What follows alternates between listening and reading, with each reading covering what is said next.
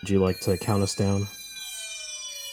In 5, 4, 3, 2.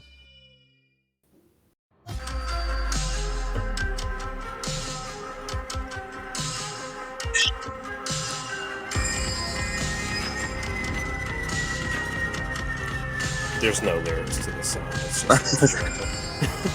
I was trying to see if I recognized it. It's the song that plays in the credits of the movie. Oh, I fast forwarded the credits so I could see the scene. It has no reason to go as hard as it does. Like that Contagion song. Yeah. Like, they even got the flashbulb sound in this.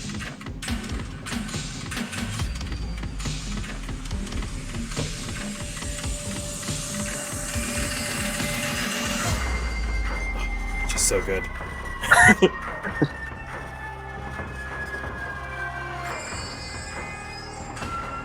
I had to look it up on YouTube because it's not on Spotify. The whole soundtrack is, but the song isn't. I wonder why.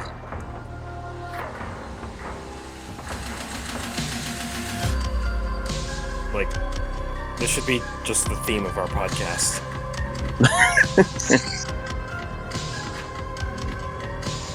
Let me hear the flashbulb one more time. I guess it's not gonna go again. Anyway. Wow. You would just have to do a rap verse. Yeah. Just get right on that. Write it and then we'll do it. Yeah. Welcome to episode 54, Santa Mira After Dark. Jeremy. And I'm Steven. And what are we discussing today, Steven?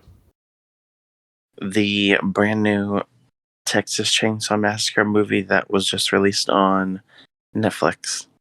Yes, directed by David Blue Garcia. It's one of those. So I don't know if you know who Fede Alvarez is, but he I think he directed the Evil Dead remake. Ah. Let me look that. Yeah, he directed it.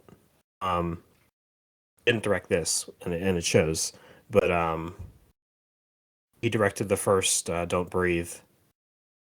He seems to be in this like kind of Jason Blum mindset where he wants to produce like low budget sequels to horror franchises because he did Don't Breathe. He did Don't Breathe 2. He produced it, but he didn't direct it. Then he did this was his next one. Don't Breathe. Ugh. Um, I hate those movies. I didn't see the second one, but Well, the first one's better. okay, I wasn't even too fond of the first one. Like a Texas Chainsaw Massacre from 2022, starring Sarah Yarkin as our main protagonist, Melody or Mel, and Elsie Fisher, who plays Lila. So they're the two sisters of the movie. They're like the main characters. Mm-hmm. And Mark Burnham as Leatherface, which gotta say, not a bad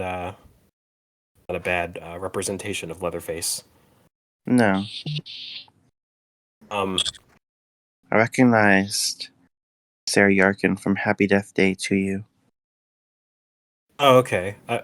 She did look familiar to me, but I haven't seen that movie. But I was like, she seems like she's very like I've seen her in other things. I might have Yeah. seen her in the trailer or something, but um, yeah. So what do we think of the new Texas Chainsaw Massacre? Uh-huh. Um, we are both on the record in previous episodes because we covered the Texas Chainsaw Massacre 2 Mm-hmm. like 50 episodes ago. That we're not big fans of this franchise. Yeah. I mean, I think there's only maybe like one or two really good ones, and that's probably the original and the remake. I'd say the original, the remake, and Texas Chainsaw 3D. I used to really like that one, The Do Your and Thing, cuz. I used to really like Texas Chainsaw 3D the first time I saw it, and then I rewatched it, and I don't know, it just feels I don't know, I'm just not really a fan. But I mean, this one, it's it's definitely a movie that we Was saw. made. It was made, and we saw it with our two eyes, and Mm-hmm. there's just not much here. It's not great. It's not train wreck I expected it to be. Um, there's some like plot points that I'm very questionable about that I will get to when we walk through it, but um, It feels empty in like every sense of the word.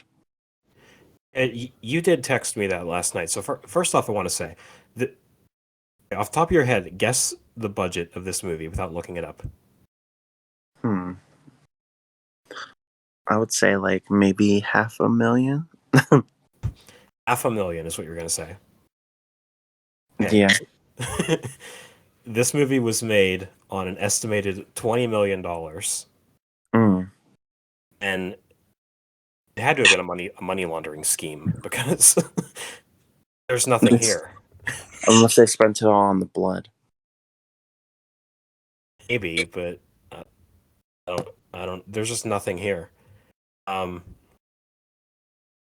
it started filming in August 2020. So you texted me last night and said it felt empty, and that was like the at the beginning of the pandemic. So that was like that would kind of make sense as to why it felt so empty.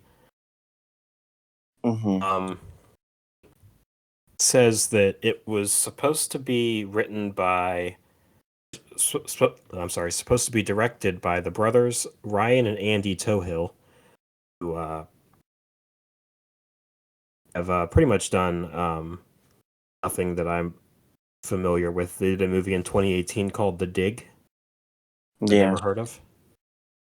It says that um, they left production during the first week, and they were replaced by David Blue Garcia, and they got rid of all the footage that they had, and they reshot it, and this is apparently David Blue Garcia's full vision. I would guess. Yeah, I would assume so.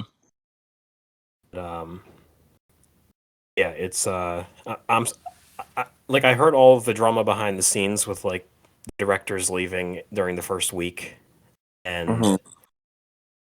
like, no one was happy filming it and all this, and I expected this to be just a total disaster, and I'm actually like disappointed that it's like kind of a movie. Yeah. Because I think this was the first movie. It's definitely better than what do you call? Texas Chainsaw 2. Yeah, and three and four, and a lot of them actually. But Yeah. um,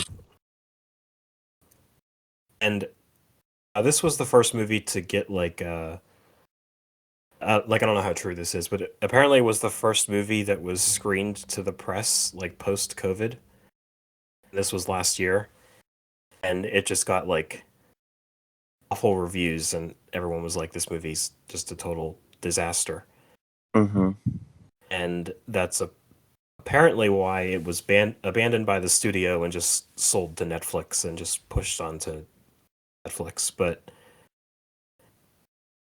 yeah, like That's, it's that's a good not that choice. it's not that bad. I mean, I'm kind of glad I didn't go out and spend the money to go see it. Yeah. I just watched it on Netflix, but um, it's it's not the train wreck that I was anticipating, and like obviously it's not Shawshank Redemption or anything, because Yeah. um, like on Letterboxd, they gave it a 5 out of 10, which is just like, I mean, in this franchise, if you can say a movie gets a 5 out of 10, you just got to take it and Yeah. consider that a win, because there are some gigantic pieces of garbage in this franchise. And looking at you, Texas Chainsaw Massacre 2, which is my least favorite, because I don't know how you take a gritty horror movie and then just sequels a comedy. I don't get it, but Yeah, um, it's just aggravating. I think the short runtime really benefits it, because it's like, you're just in and you're out. You know. Yeah. Um, Oh yeah, I'm glad it was short. yeah. What did you think about the character Sally? Um, not much. She was featured heavily in the trailer. I was like, oh, this is just like Jamie Lee Curtis in Halloween. Like, that's what we're doing here. It's not the same actress, because unfortunately, the original Sally passed away in 2014. But hmm yeah, it's just um, yeah, like she shows up like halfway through the movie. It seems Yeah. um, Leatherface does not remember who she is, and then she dies. um, Yeah, she didn't really do too much. Now, there were a lot of people saying that this movie is like trying to spew like a political message, and hmm I didn't really get that. Um, I mean, horror and social comedy social commentary kind of go hand in hand anyway, because it seems like in order to scare people, you kind of got to take stuff from real life to figure out what people are afraid of. Yeah. It's not like this movie is like anti-gun, because it kind of hints that we're trying to spew an anti-gun message. And then at the end of the movie, Lila's like chasing their face with a machine gun. So it's Yeah. it's definitely not that. But yeah, there's this weird like dynamic with a school shooting that happens. Like, I guess Lila survived a school shooting, and I think like I took it as just a commentary of overcoming trauma, instead Yeah. instead of just like, and like, we got to get guns out of the country because they're killing our children. But I don't know. I didn't take it as that. I know people did, but I didn't either. I just wanted to say that was that's a dumb thing to take from this movie, is that it's trying to preach anti-gun laws, because they're literally hunting down Leatherface with guns. So, and horror and politics go hand in hand for the most part. But Yeah. um, so yeah, we could start going through this plot, and we'll. I do have some parts, like I said, that are kind of just really stupid that I wanted to point out, like the fact that Leatherface is at an orphanage. We'll get there, but Yeah. Yeah, I didn't really get that. um, so this movie, I think, is the first Texas Chainsaw since the beginning. I think that opens with a narration, um, which It's like it opens up with a documentary inside the movie. mhm. I thought that was a cool thing to do, because they could have done the narration with just the scroll, but they actually like showed footage from the first movie, but just pretended that it was like a reenactment on Yeah. on like Texas Unsolved or whatever the show was. It's like that show American Case Files from Jason Goes to Hell. Oh yeah. So we're introduced to like our main protagonist, Melody and Lila.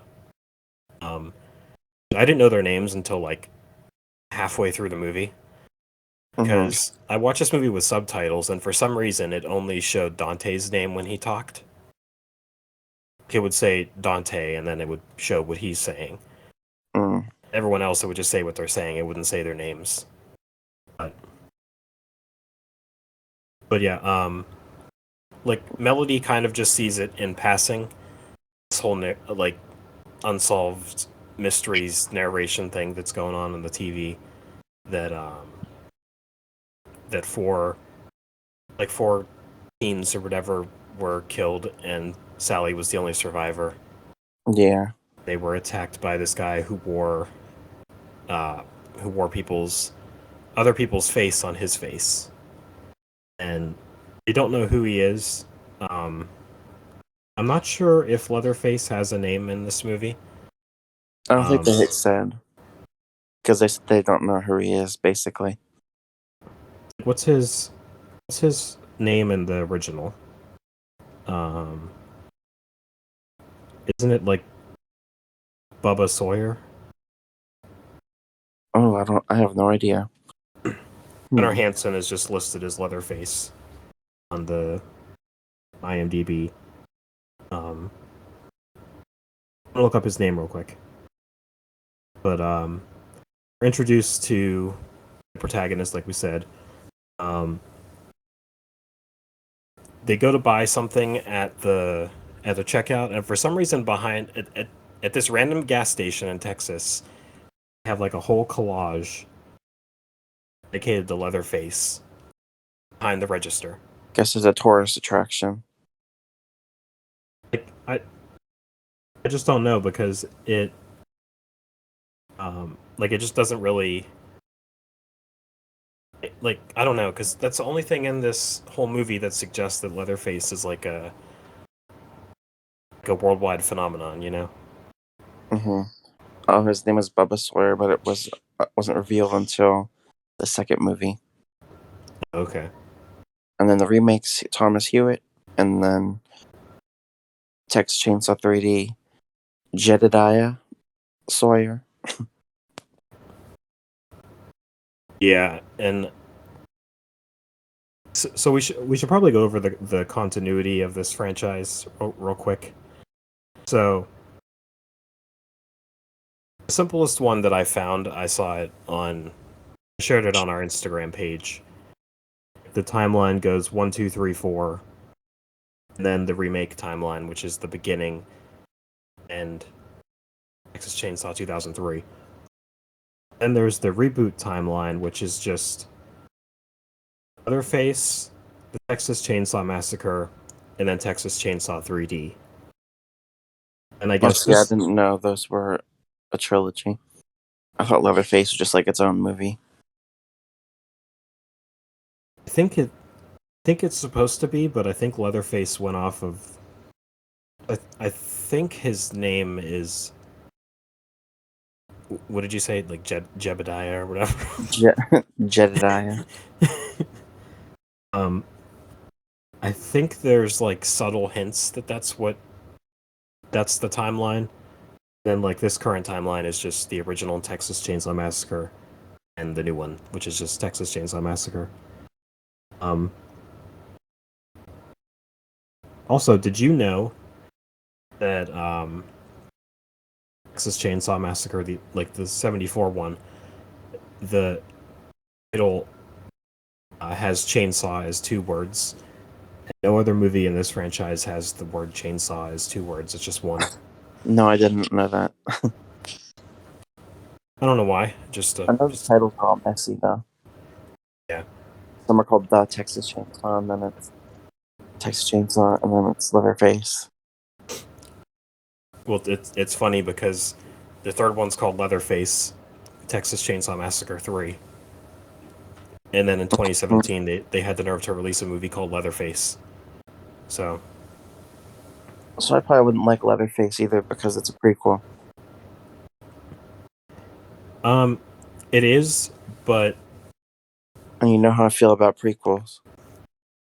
it's kind of just like explaining the kind of the origin of Leatherface because we're following like this group of misfit teens that escape a mental Again. institution.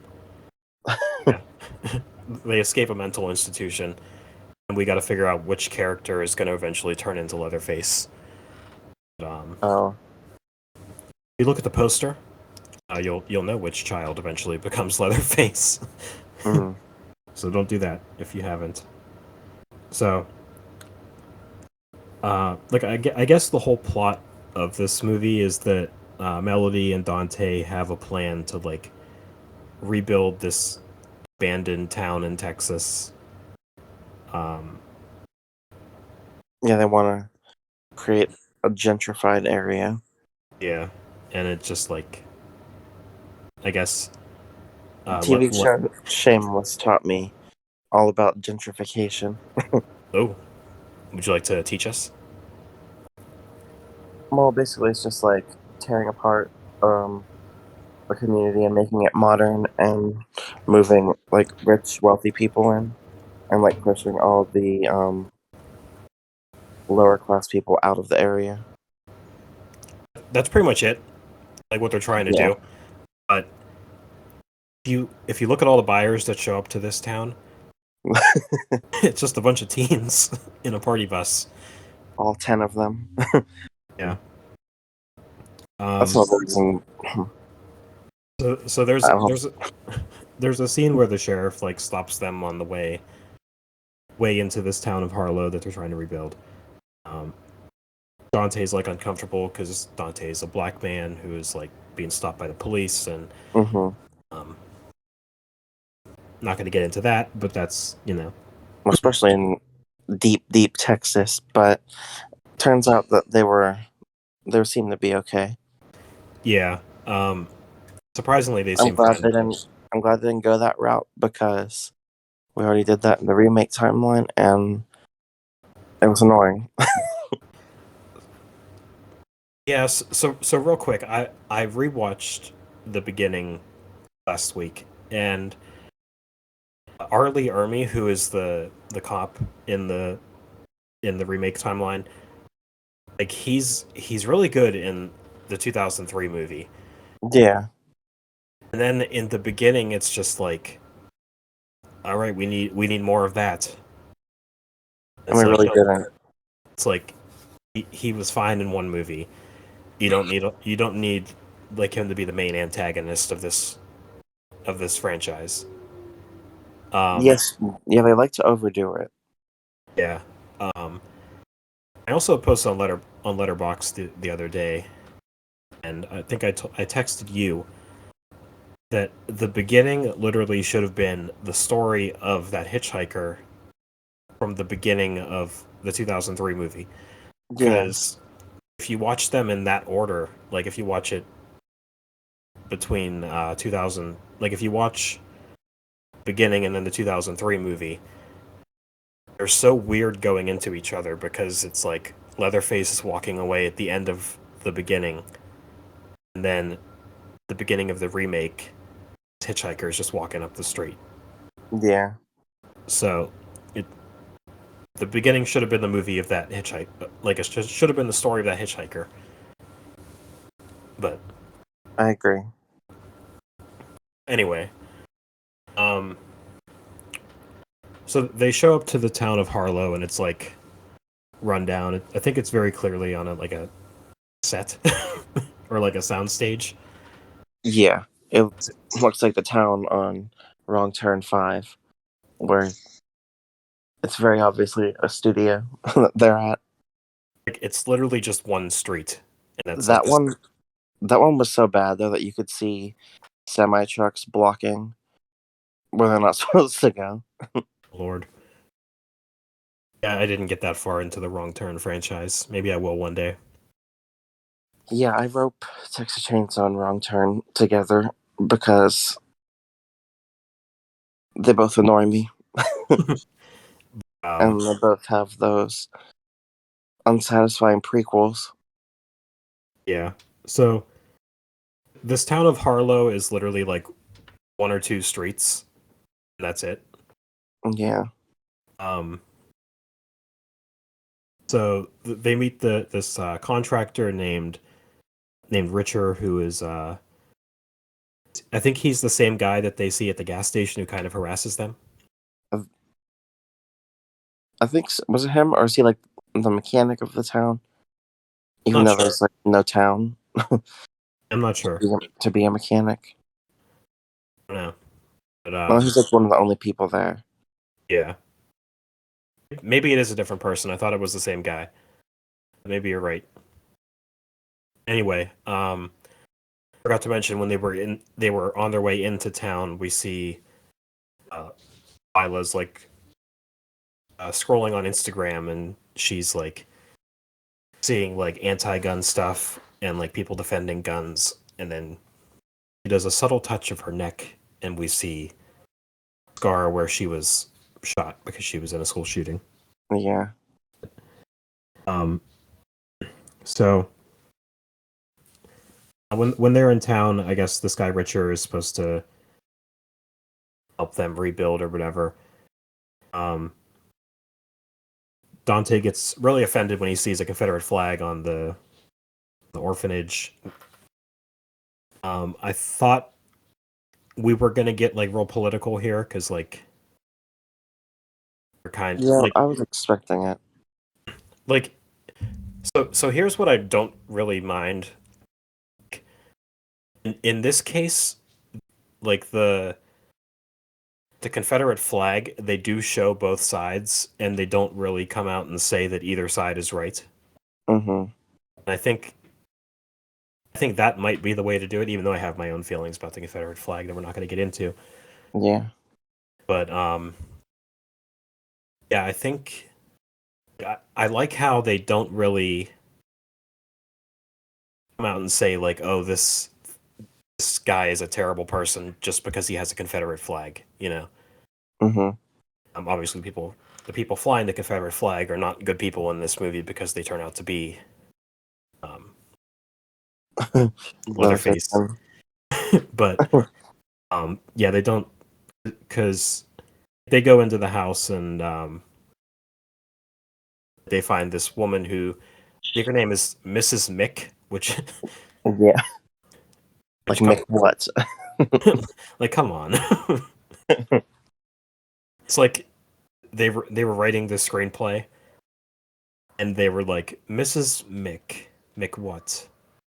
And they were gonna come back and fill that out and then just didn't. They were gonna like McPhee or something later on. Yeah, Didn't we quite know could what just to do. we could have just said Mac or something. Then they just forgot. Um yeah, so they go into the Harlow orphanage. Melody kind of notices a bunch of pictures on the wall of like orphans from specifically 1975, which you know that the original Texas Chainsaw Massacre took place in 74. Mm-hmm. Um, there's a big kid in the back, and like conveniently, you just can't see his face. It's like scratched out. Yeah, it's very strange. I don't know I wonder why. if they did it on purpose. Like maybe Leatherface just doesn't like looking at himself, so maybe he did it. Yeah, I'm gonna go with it's my fan theory. sounds fair enough. So we find out there's a woman living in the orphanage who is Mrs. Mick. She claims that she still owns the house, even though this people still come in and own all the houses. And I was so confused where this orphanage came from. Me too. It's like he Um, did not live in an orphanage in the first movie. yeah. So what was strange here was they're like, "Well, if you still own this house, then can I see your papers?" She's Hmm. like, she's like, I don't got to show you anything. It's like, just show them the papers. Yeah, that would definitely would have avoided the whole movie. No, Because if this was we find out later on that she, in fact, does have papers that says that she still owns the house. We'll get there a little bit later on, but um, there's a big man at the top of the steps. This is our first look at Leatherface, and they're like, I guess he's ready to just attack whoever, you know, just like yeah. intruder army to attack. And she Anybody that just, looks unfamiliar. So did so, that mechanic know that he was there or no? you know, this is honestly the first time I've thought of him as a mechanic because Because he knew that she was there. yeah, I mean, he seems very surprised later on that killings occur. So Yeah, I don't think he might have known that he was in there, but I don't think he knew that who he was. Leatherface was like a killer. I also have a theory about Leatherface, um, like his ways of killing, because so this was actually next in my notes because it does not make a lick of sense for Leatherface to be in an orphanage because he was like in his 20s Yeah. in the first one, and the theory that I had was that Leatherface did not want to kill people; he just did out of instinct. Mm-hmm. So when he left the Sawyer house or whatever they're called, um, he didn't kill people because he wasn't told to or forced to. Um, and then when he was with Mrs. Mick in the orphanage, he was like not a normal guy, but Yeah.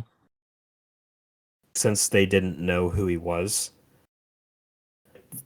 they didn't know Leatherface's real name, so they didn't even know who they were looking for. Um, so I guess he was able to go to an orphanage, even though he's still way too old to be in one. Yeah. Um, Or they were just related, maybe.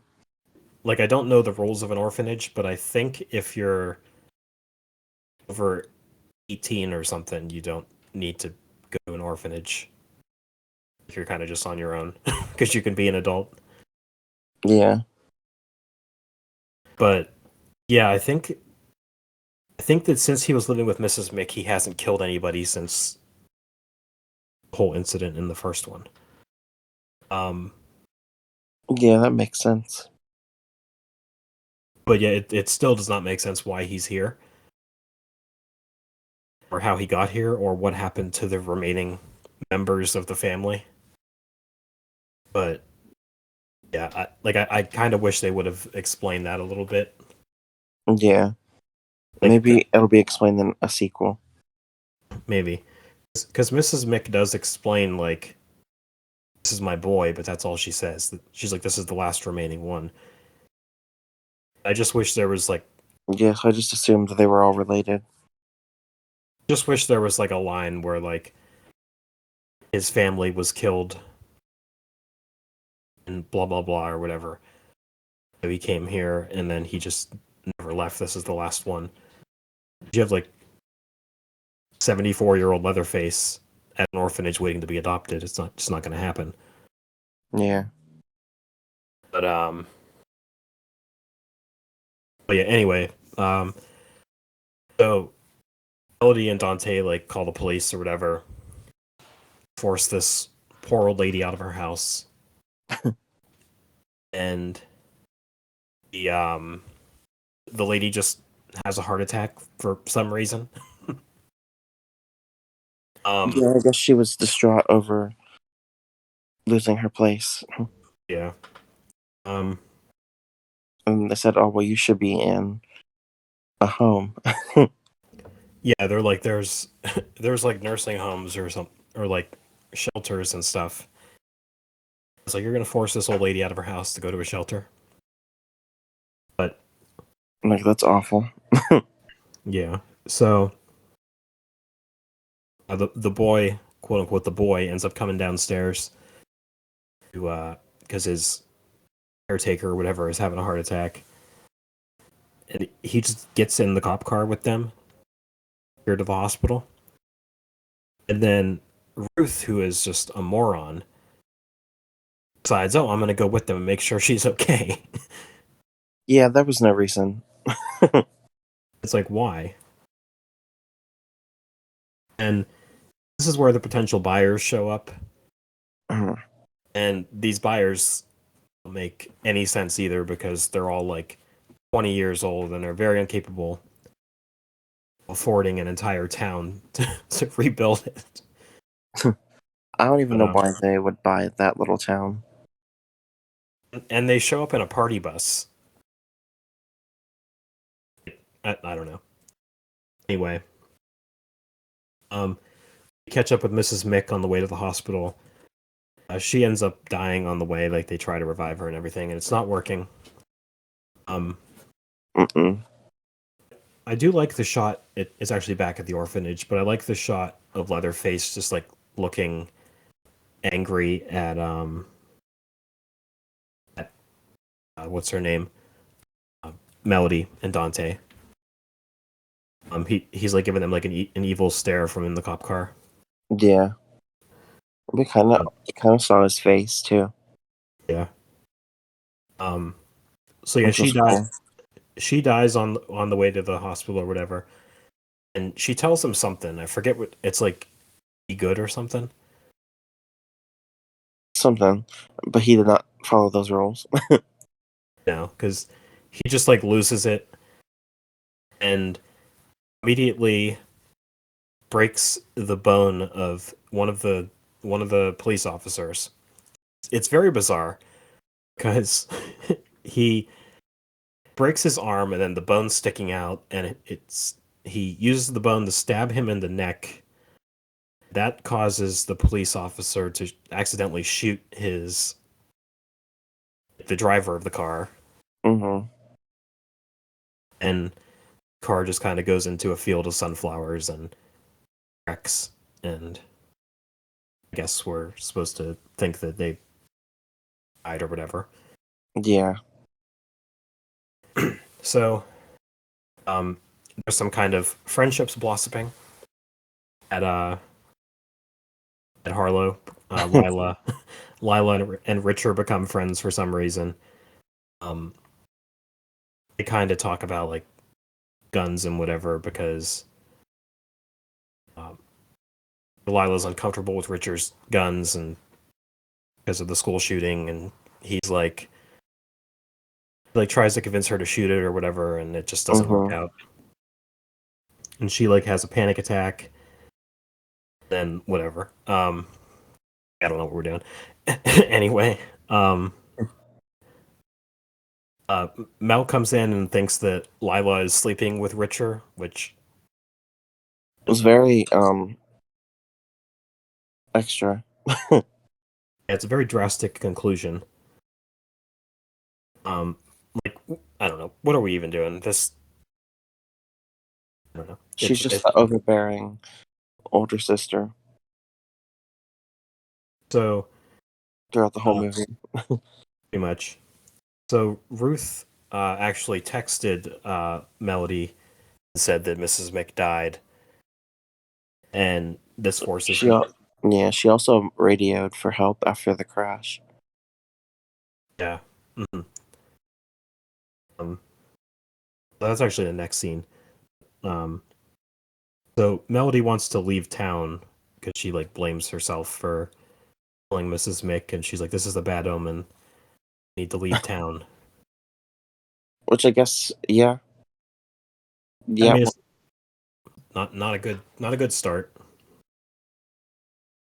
Um, and that's pretty much all they got going on there. It's dumb, but yeah. so Ruth is still alive after the accident, and there's actually some good shots in here, and I was pretty surprised. It was very suspenseful. I thought she was gonna live for a while longer. Yeah.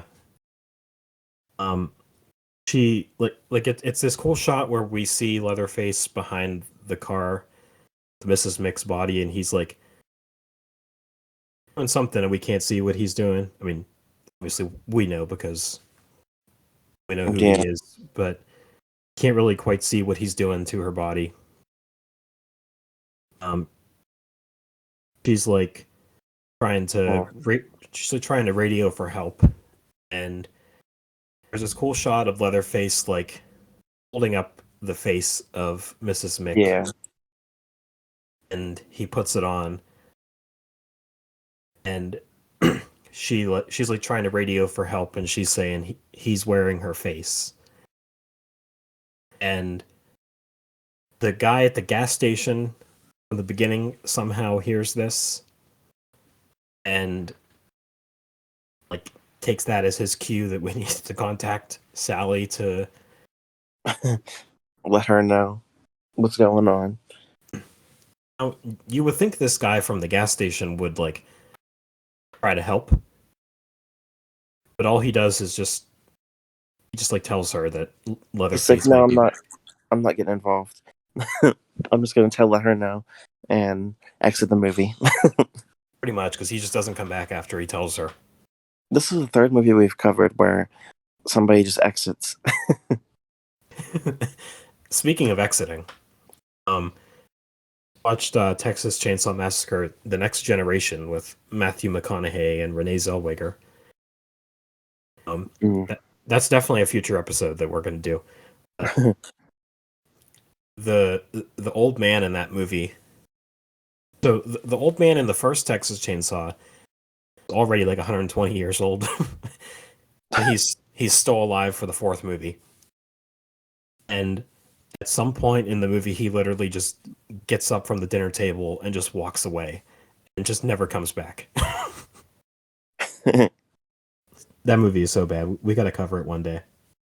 Yeah, still have to see that one. So I think I'm missing 3 of them. after I watched The Next Generation, I'm actually like caught up with all 9 of these movies. I'm gonna give a quick ranking at the end of the episode out of all the ones that I've seen. I still have to rewatch the original, so I know where to put it. And I'm never gonna rewatch 2 or the beginning ever again. So anyway, Ruth is playing dead as Leatherface is. Sort of. She's not doing a good job at it. She's playing dead, but she's constantly moving and gasping and The other cop is still alive, so like he got shot in the throat or something and is just still alive. yeah. I do know it is hard to play dead. I'd probably not be able to hold my breath that long. You know that it's hard to play dead. What it sounds like it's not an easy task. You know from experience. No. So anyway, yeah, there's some good tension as she's like playing dead very badly. And we see Leatherface like grab Mrs. Mick's oxygen tank and just like beat the cop to death. And I think he kind of just disappears. And then Yeah. Ruth is like trying to crawl over the dead cop's body because she's like locked in the car from her side or whatever. Mm-hmm. And This we is why see, you don't go with strangers. yeah, she was just gonna sit at the hospital all day until something happened. Guess so. Um, yeah, so she's like trying to escape, and then you see Leatherface looking through the window, and she moves and like grabs her and pulls her through the car, similar to Rob Zombie's Halloween 2, like that kill scene, just dragging her through the car. Mm. You know what I'm talking about. Yeah. But he like grabs her and slices her stomach and whatever. So Ruth is dead. So Unnecessary. we're like 30 minutes into the movie, and no chainsaws yet. Which Mm-mm. They do make up for that later, but Yeah, yeah, I was okay with it for at the time. yeah, But I thought that the one good thing about this movie is Leatherface. yeah, it's probably like my top 3 portrayals of him. Mm-hmm. I mean, it's not competing with much, but Yeah. um, so yeah, as Leatherface leaves, it's that stupid shot from the trailer where he just stands up from the sunflowers. Oh yeah. Like, who thought that was a good idea? It doesn't even look good. No. Um, that shot of him walking toward the storm looked pretty cool, Yeah. and he even got the limp down because at the end of the original movie, he like drops the chainsaw or something and it like cuts his leg. So Mhm. he even got the walk down. So this Leatherface is actually very good. Um, so back at Harlow, Richard overheard Melody saying that they killed Mrs. Mack because they forced her out of her home, and for some reason Richard has the keys now to the house. I'm not sure how he got them, but he does. And he's like, do you guys have proof that this house is yours? And they're like, well, I got the papers. And he tells them like, well, I'm Show me. keeping the keys until you show me proof. Was it the Um, house key or was it the Yeah, it was the house key. yeah. Um, we meet up with the guy back at the gas station. His big finale. Um, he he just calls Sally, tell her what happens or what has happened. Um, and it's this weird shot where uh, what is Sally's last name? I can't remember. Hardsty? Whatever it is, she just answers the phone and says her last name, which is not what people do. That's like, oh yeah, Hardesty. Um, she just answers the phone. This is Hardesty, and then she doesn't say anything and just hangs up the phone. So it's like those just generic like, let's answer the phone, not say anything and hang up. Um, and she just gets in her like RV and just leaves. And this outfit is truly something terrible. Yeah. um, it's like Canadian tuxedo because she got like I think she's wearing like a jean shirt and jean pants and then just the white cowboy hat. It looks awful. But Yeah, um I wouldn't wear it. and for some reason she keeps a picture of her friends in the RV in the visor of her car. And Totally it remember the screenshot from the movie. yeah. Um so It's well like in Halloween 4 when they had the screenshot of the behind the scenes. actually I think what it is, I think the hitchhiker in the original one has a camera. Uh, I think that's what it is. But it's strange how this picture survived 50 years. It's in just mint condition.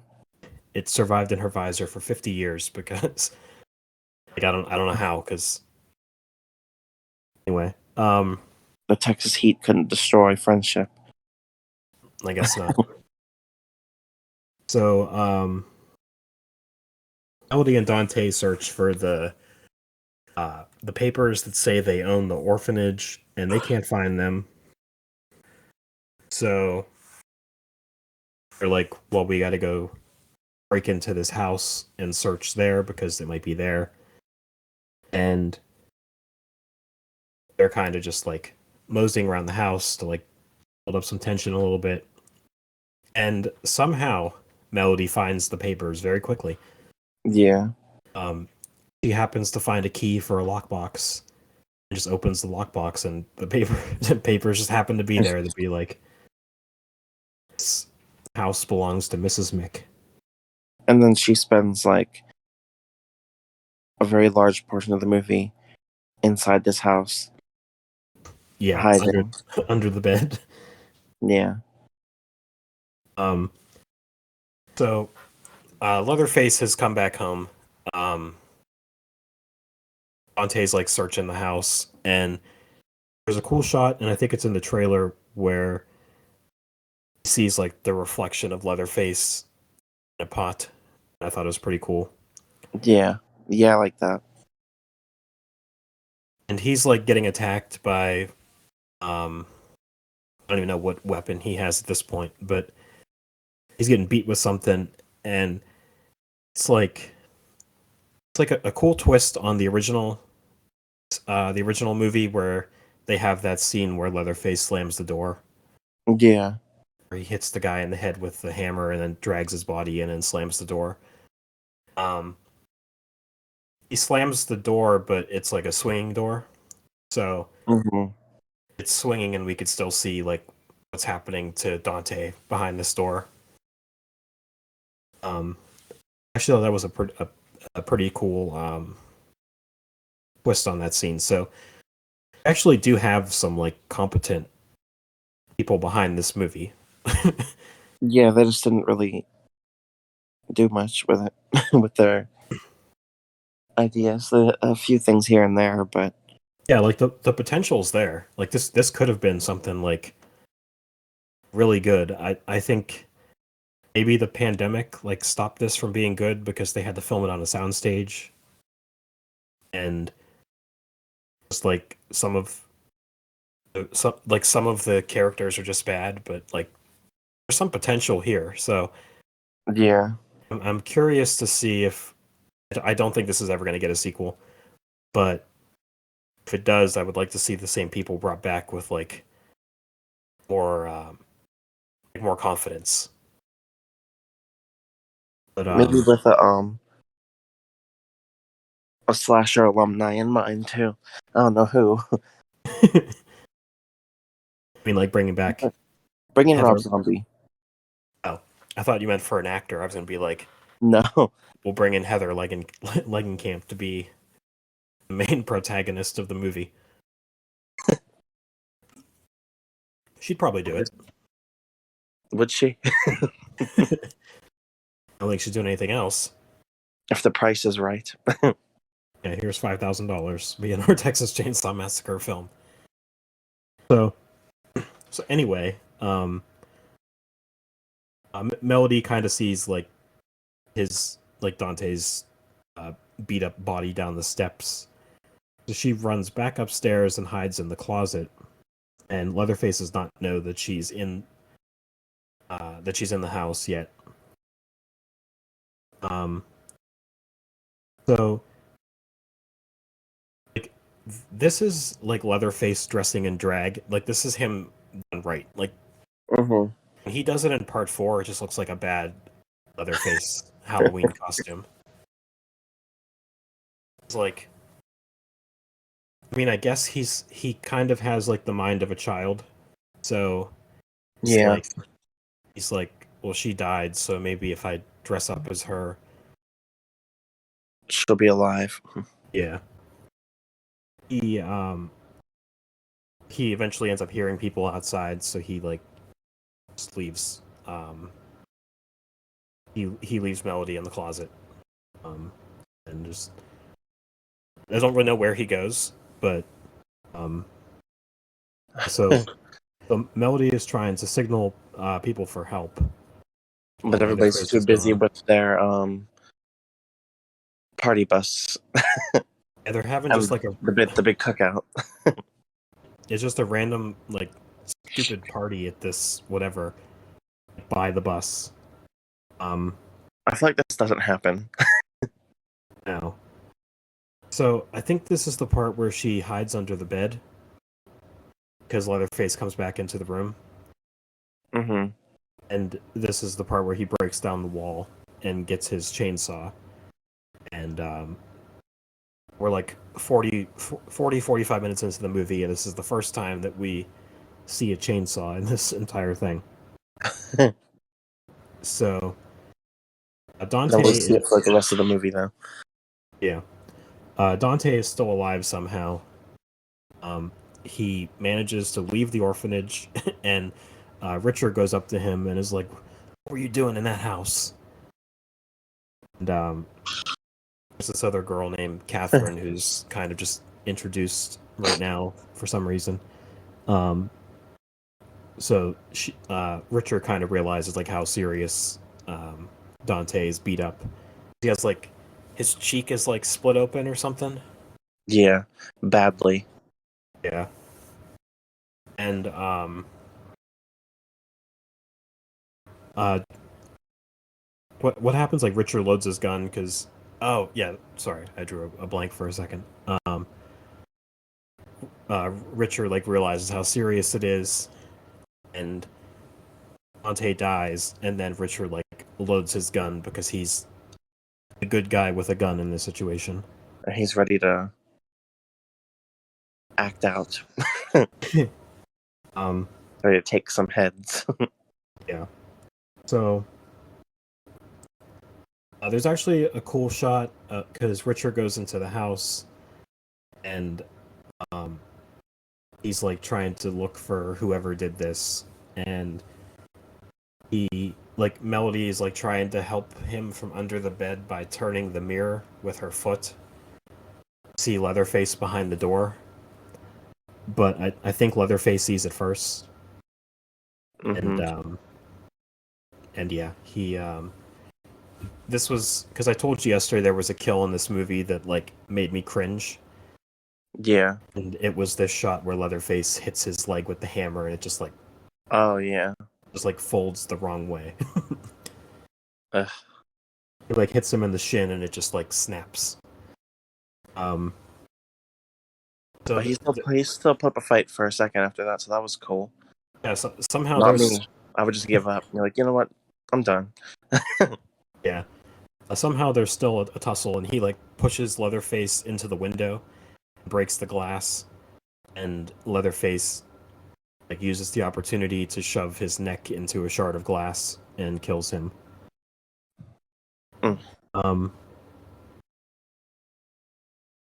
yeah, and then like Richard's on the ground and he like tries to hand Melody the keys to the house. Then Leatherface just beats his head in with a hammer. So And the good mechanic is out of the movie. Rest in peace. and this is where we catch up with Sally, and Oh, the yeah. wreck. She's on the case now. She shows up to this wreck site before the police do. Um, Yeah, the police are never getting there.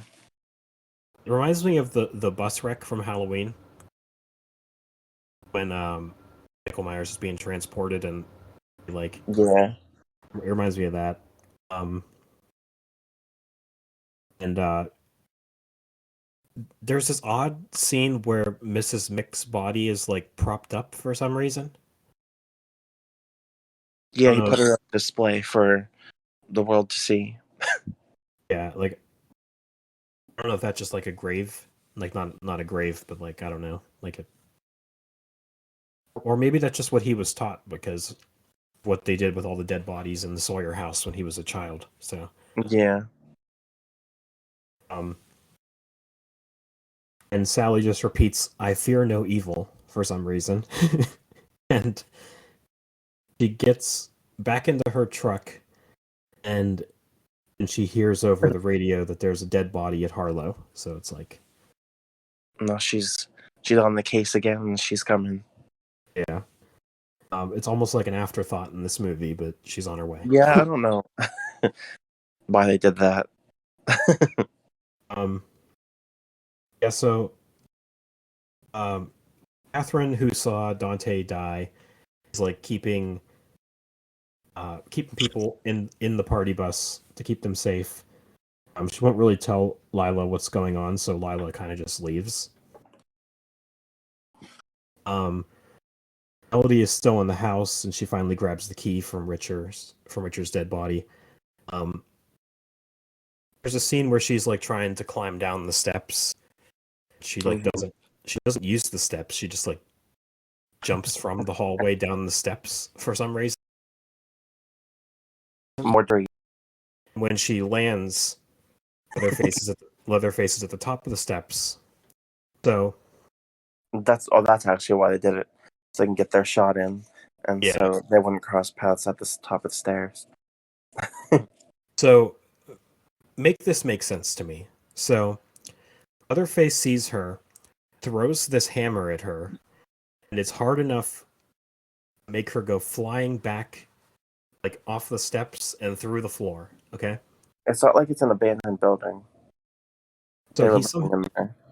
somehow threw that hammer hard enough for her to fly down the steps like that, and somehow she's not dead. Or Yeah, like shows no sign of having any type of injury whatsoever. no, it didn't make sense to me either. Apparently, the floorboards were weak too, but they weren't weak enough for them to live there all those times. Yeah, I All those guess. years. Leatherface is a Yeah, big Leatherface is a big guy, so yeah, he could have easily fallen through if they were that weak. probably looking at like 350 pounds maybe. I feel like he might have fallen through those if that's the case.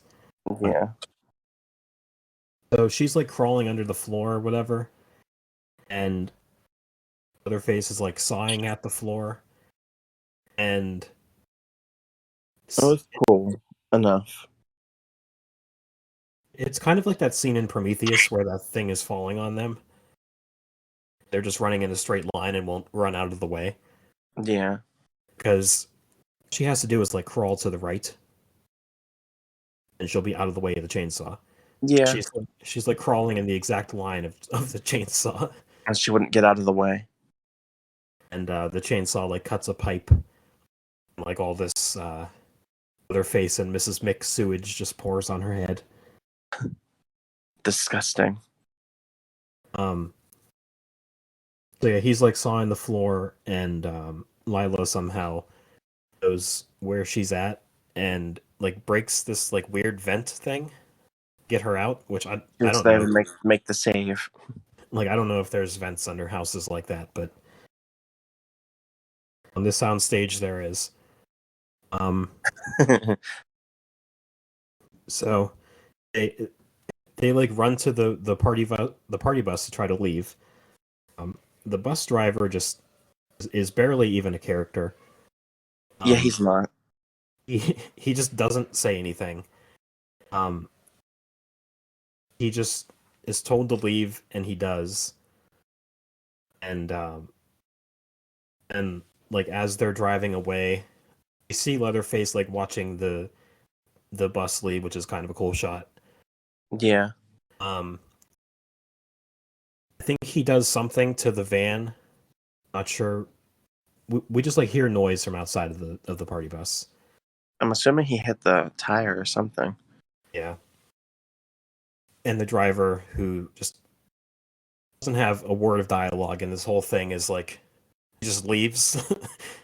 He just leaves the bus to go check to see what's going on, and his head just gets thrown back in the bus. Yeah, he he never said a word. He just left. Yeah. He was there to drive the bus, to go investigate, and then to get his head thrown back in.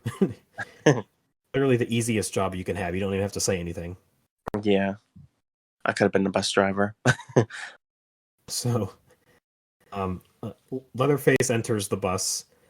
This is that scene from the trailer that everyone cringed at because it's like old Netflix writers trying to find something funny. Yeah, Everyone's like putting him on like IG Live or whatever, and they have this line where the kid says, "Try anything and you're canceled, bro." And I mean, Leatherface yeah, it was still cringy regardless. it wasn't as cringy as I thought it would be, Yeah, but yeah, it was definitely cringy. yeah, it wasn't too bad, but definitely could have been a lot worse. I was actually laughing at the scenes of people's phones Me because too. like, you see people commenting, and one comment says, "Where is this? I want to go." And people are saying it's fake, Like, and yeah, I was laughing at that too. It reminded me of that movie Spree. I've never seen that. You have to But watch that on like a big screen and pay attention to the chat messages too. I wanted to see it, but I never got around to it. Um, there's this one comment that says, "Yeah, I've been to more intense haunted houses before. 4 out of 10." Is which is ironic because that's probably about what this movie deserves, a 4 out of 10. Yeah, yeah, So Leatherface is just destroying like everybody on this bus. It's literally a Texas Chainsaw Massacre. Um, just like casually like tossing limbs out of the way. um, yeah. I like liked that whole sequence. It was good. yeah, it's actually pretty good. Like the neon lights even look cool. Mm-hmm. That should have been my song at the top of the podcast. Neon lights. But yeah, like Should so I told you yesterday there I was watching this movie alone. I literally screamed "what" at at the TV because there's a scene where Leatherface puts the chainsaw through a guy's crotch, Oh and yeah. Mm-hmm. I knew that was the scene too when I saw it. and the chainsaw like goes into a woman's crotch, Yeah. and it's like I literally screamed "what." How terrifier of them. Yeah. Um. So Lila kind of has this like flashbacks of the school shooting that she was in, and I think this is the part where the flashback like tells her to get up because she's just like laying down and pretending to be dead, Yeah. and she sees herself telling her to get up. So she runs into the bathroom, like she grabs Melody and they hide in the bathroom. Um, That was where they had the cool scene with the blood coming under the door. yeah, I actually really like that. Yeah. And like enough, I watched the first episode of Watchmen last night. Mm-hmm. That's I really like the first episode, but I feel like I watched like a 3 hour movie in the first episode because it throws so much information at you from this alternate universe. Yeah. But there's a scene in Watchmen where someone was getting beat up and the blood started dripping from like pouring from underneath the floor. Door, I should say. You know what I'm trying to say. Yeah. Um so Catherine is probably of the few smart people who like actually tries to leave, jumping out the window, but she just does it a little bit too late. Leatherface sees her and just like cuts her in half. So Yeah, she almost made it. yeah, so the front part of her body like, falls out of the bus. Um, Leatherface, he like knows that people are hiding in the bathroom, so he like starts breaking down the door like Jack Nicholson style, and Lila tries to leave through the ceiling, and it's really stupid because Melody has this like keychain of a chainsaw, just like stabs him in the hand with it, Yeah. and She just happened to have that chainsaw keychain yeah, um, for so the symbolism. So Sally like shows up um as Lila and Melody are leaving. They're like, "Oh my god, thank you." They're like, Sally's like, "It's him, isn't it? Other face." Then she's like, "It's you he wants. You have to stay." And it's like, how does she know that? Because She like doesn't. he's mad at them for killing Mrs. Mick, even though it really wasn't their fault entirely. But Hmm. she wouldn't know that. Yeah. So he makes them stay for some reason. I guess to try to lure Leatherface out. Um, She's how, assuming based on stuff that's happened 50 years ago. how do you feel about people calling him Leatherface in this movie? I guess it's okay because it they got it from the documentaries because he's famous. Yeah, they do make it make sense in this one, as opposed to Texas Chainsaw Massacre 4, where they're just calling him Leatherface for no reason. Yeah. They're calling him Leather. It's stupid. So Sally leaves them in the in the car. She sees like the light turn on in the orphanage, so she goes upstairs and she sees him like sitting at a mirror. And I actually kind of like these cool shots of like slasher characters doing things you would not expect them to do. Yeah. There's this really cool shot in Rob Zombie's Halloween 2 where it just shows Michael Myers sitting in a barn. Yeah. It's like if it's done right, I like seeing like slasher characters just doing like casual things like that. I don't know why, but It humanizes them. yeah. She goes upstairs and she tells him, "Say you know me. Say you know what you did to my friends." And he doesn't say anything. Because he has no idea who she is. Yeah, and it's like that. This movie did what Halloween didn't do. It I had mean, it had her realize that he didn't know who she was. yeah, Lori just couldn't realize it. because even in Halloween Kills, they think that Michael Myers is coming to the hospital after Laurie, and what's his name, Hawkins. He has to tell Laurie like he's not after you. He's like he doesn't care. Yeah. So yeah, I like that dynamic, and I actually think it's done better here than it was in Halloween because she has that moment of realization, like wasted my life worrying about you, and you don't even know who I am. Yeah. Um, so they show Lila and Elodie in the car. Um, it's it makes no sense because Lila's like, I was supposed to die in school, and death followed me here, as if this is as if this is Final Destination. You're in the wrong franchise. Yeah. I hated that. So I hated that line so much. there's this like It's like, kill her. like before this, it makes no sense because Leatherface just walks away from Sally. So she seemingly just let him just walk away. And he let her walk away even though he's like she's in his house. Mm-hmm. And like even in the original movie we're led to believe like if you're in this house, Leatherface is gonna kill you because you're on his property.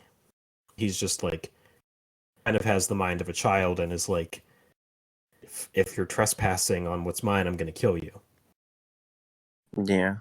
But he just walks away from Sally and Sally lets him walk away until he goes to the car to try to attack Lila and Melody again, and then I think she shoots him, and he kind of like just runs away, and it's this weird scene where you hear the chainsaw revving, but you don't know where he's at, and Mm. and like it just gets quiet, and then he just runs out toward her, and I think she misses the first shot, and then she tries to shoot him again, and It's kind of cool because he's like holding the gun so it won't fire, and then he just stabs her in the stomach with the chainsaw, and that's her big arc Sacrifice. for the most part. What? Um, It doesn't even call it a sacrifice. no, because it wasn't intentional. No. They didn't leave. So so yeah, we're supposed to think that Sally's dead at this point. So this was her big arc that just didn't pay off because she died anyway. Hmm. Um, Melody drives the car to hit Leatherface, and he like throws the chainsaw at it, so the car like wrecks or whatever. Um, she's like stabbed by something in the car that they don't explain what it is. It's just like a random piece of metal that just keeps her in the car. Um, she tells speaking of sacrifice, this is Melody's sacrifice because she tells Lila like, I'm gonna stay behind and get killed, and you leave.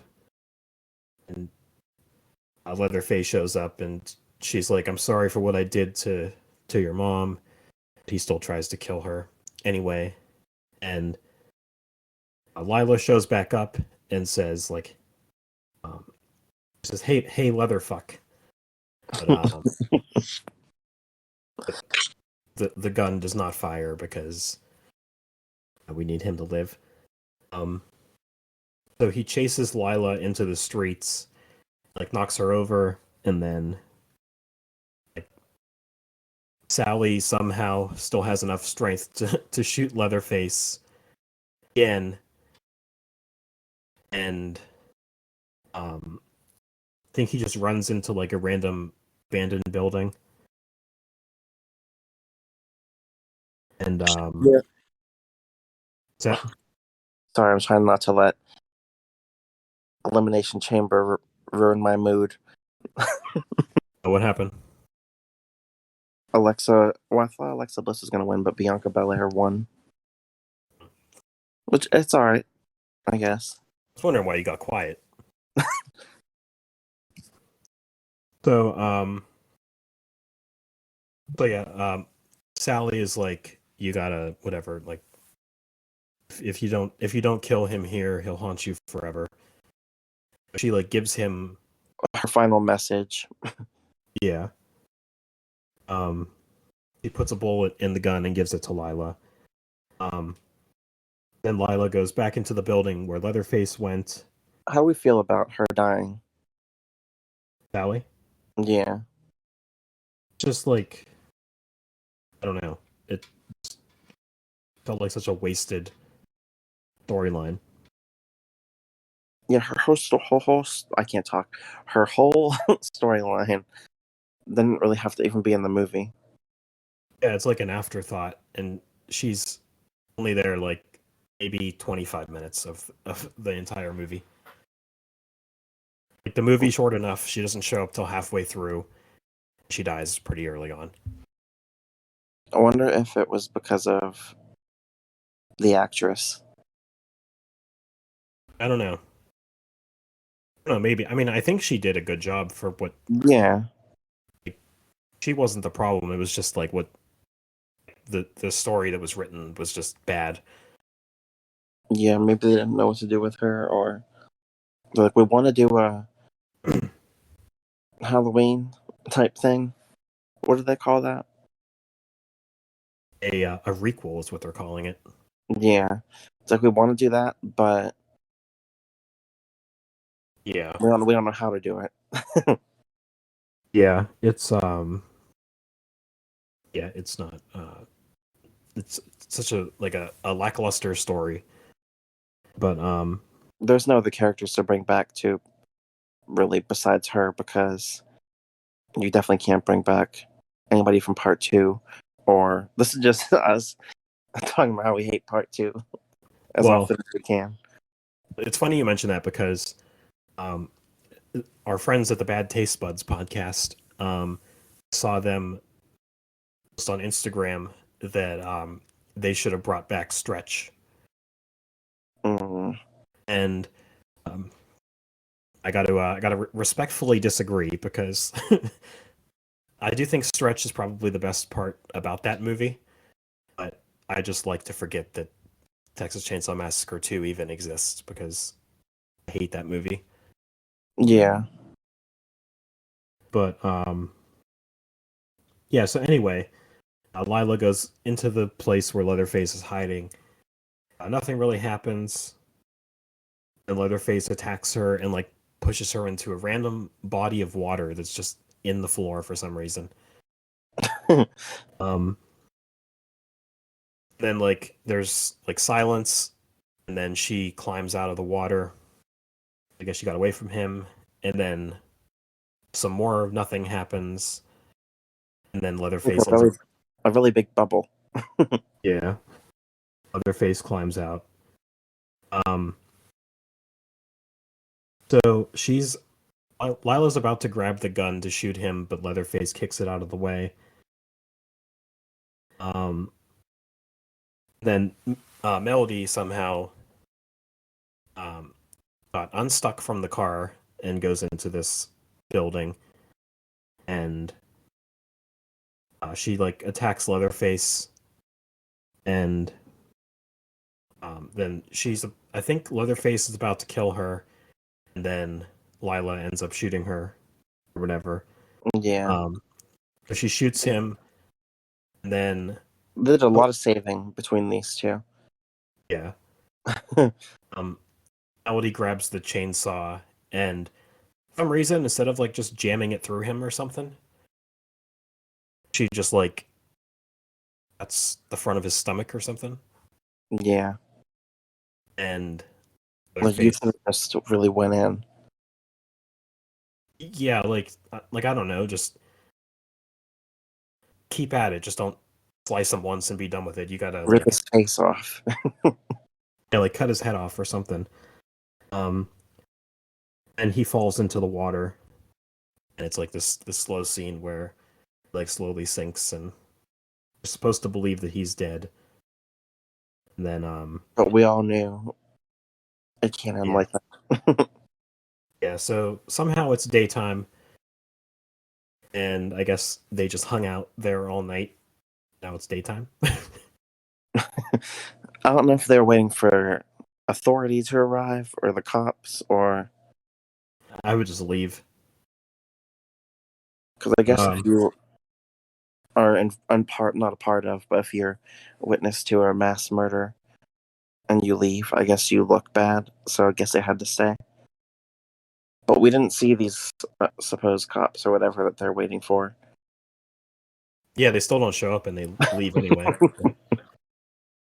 So, I Or don't they know. try to. I'm You just think assuming. I'm you just think there's assuming they. victory? Yeah, I'm just gonna assume they hung out there all night, and then that's what happened. I don't know. Yeah. um, so I guess they have a Tesla that drives by itself. We Hmm. forgot to mention, and they put it on like autopilot or whatever, so the car drives itself. I wouldn't trust it. um, the car starts driving away, and then Leatherface breaks the window and grabs Melody out of the car. So Then much for the victory. yeah, and she cuts her, or I'm sorry, he cuts her head off and just holds it up as if he won. And Lila's in the car like as it's driving away. It kind of mirrors the scene from the original with Sally riding away on the truck. Yeah. Um, Yeah, I really like the ending.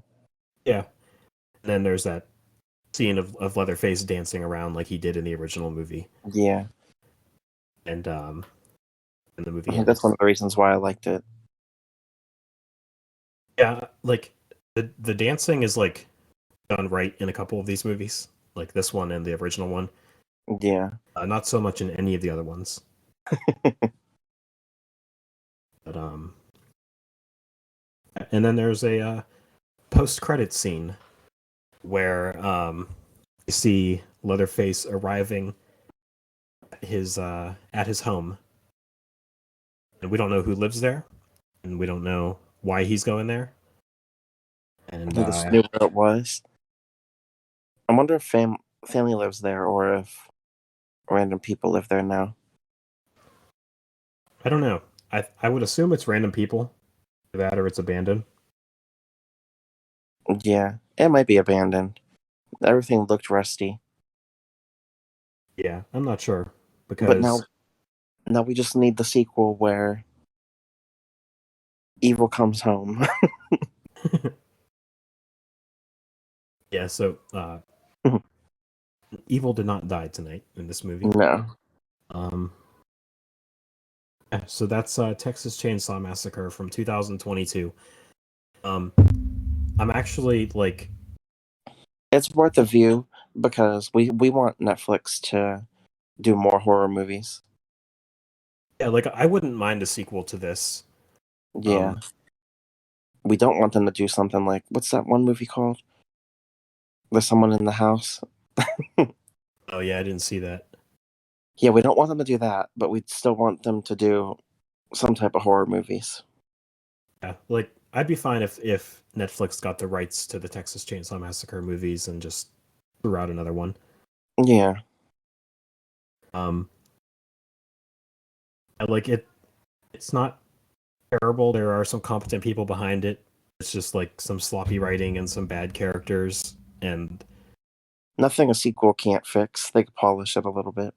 yeah, like I would like to know why he ended up at an orphanage. Um, along with like some other plot points that got kind of Yeah. thrown aside. Like I'd like to know what happened. And, Uh, sequels could always make the movie feel better. Like with Halloween Kills. yeah, It yeah, I just think makes Halloween seem like a much better movie than what it originally was. Not that it was bad, but yeah, I agree. it just adds some flair to it. So real quick, before we get into our recommendations, um, give me a quick ranking of all the Texas Chainsaw Massacre movies that you've seen. That's funny. I Uh, actually did this last night on Letterboxd. I was gonna say if you need a minute to think. But, So I have not seen Leatherface 3 and 4, so those aren't included. okay. So at the Funny, bottom we funny you say that because the third movie is also called Leatherface. Leatherface, and 4. Yeah. So we at the very bottom we have Texas Chainsaw Massacre 2, and right along with it at the very bottom we have Texas Chainsaw Massacre: The Beginning. Okay, it's not that bad. It's awful. Okay, continue. And then we have Texas Chainsaw Massacre 2022. And then we have Texas Chainsaw 3D. And then we have the Texas Chainsaw Massacre from 1974. Those two are like toss up for me. 3D in the original. Yeah. Okay. And then in first place, the Texas Chainsaw Massacre remake from 2003. Okay.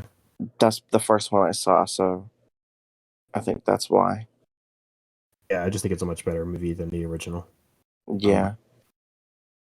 So I have seen all 9 of these movies, unfortunately. So so I'm going so from 9 to 1, the Texas Chainsaw Massacre 2, Texas Chainsaw Massacre: The Next Generation, Texas Chainsaw Massacre 3, Otherface, Texas Chainsaw 3D, Texas Chainsaw Massacre: The Beginning,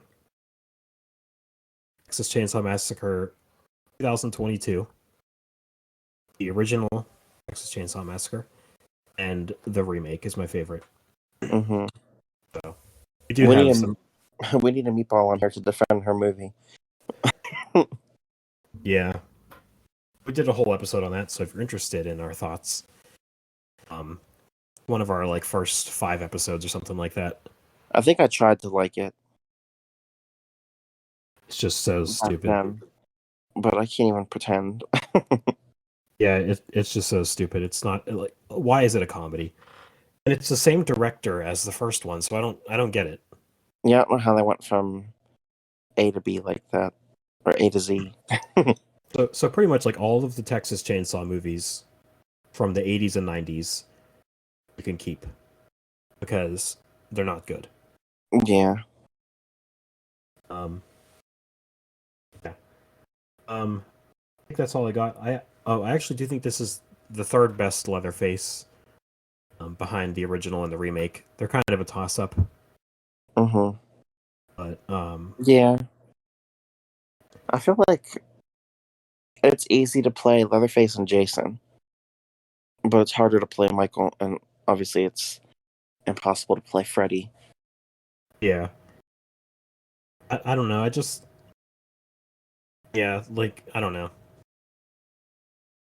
Like the remake Leatherface feels more like a character, and like everybody in the original just feels like we're just running around chasing each other. Yeah. But yeah, I think that's all I got for this movie. Mhm.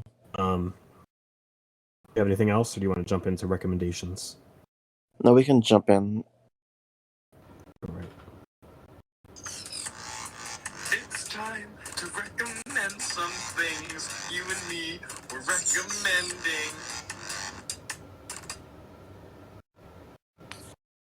All right. What would you like to recommend? I'm gonna recommend a movie that I saw yesterday. Ooh. I'm gonna recommend The Cursed, directed by Sean Ellis. Hmm. It takes place in the 19th century, like early 1900s, and it's about this family that their land gets cursed after the father and basically the men in the small town slaughter this village of people, and then the whole town's plagued with nightmares and werewolves. Yeah, pretty much. in It's a, in a sense.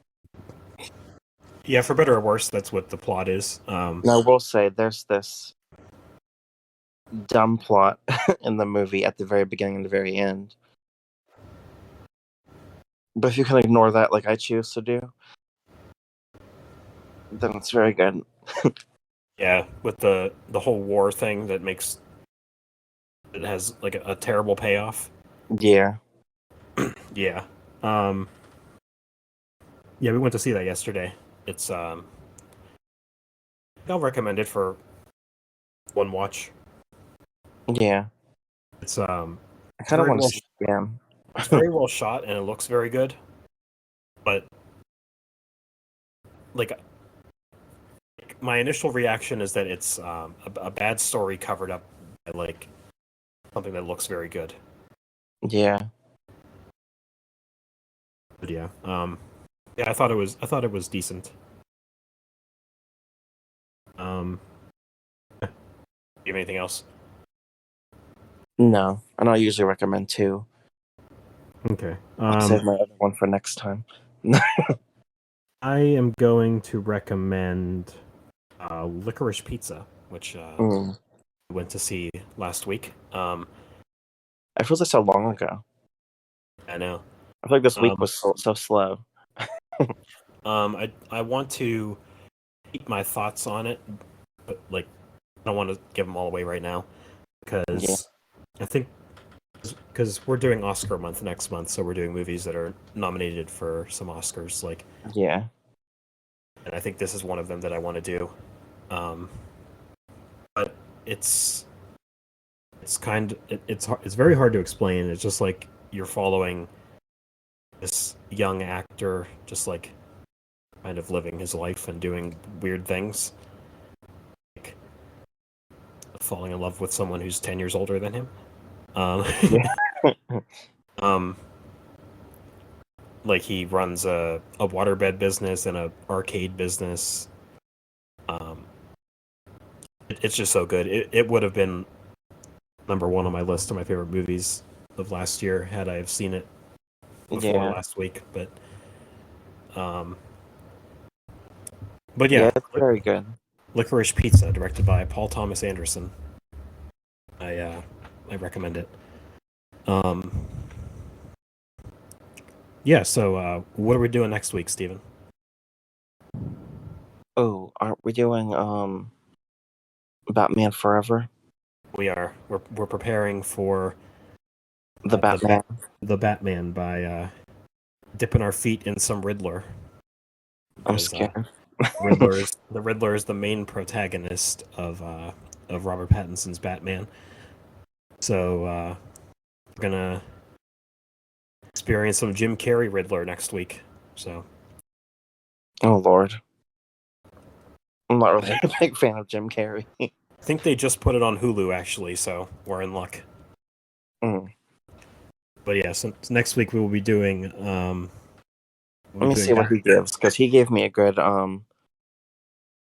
Dr. Robotnik. Yeah, he wasn't bad.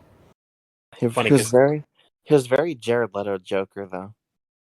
Yeah. It's funny because this was Jim Carrey's Riddler was the highest paid actor at the time. Like this is the most money anyone's ever got for a role at the time. So let me see if he reminds me of the Joker. Yeah. Yeah, so I don't think I have anything else. You can follow us on Twitter. We are at Santa Mira AD Pod. We are on Instagram at Santa Mira After Dark. And review wherever you listen to the podcast. Subscribe to the YouTube channel. And all that jazz. Yeah.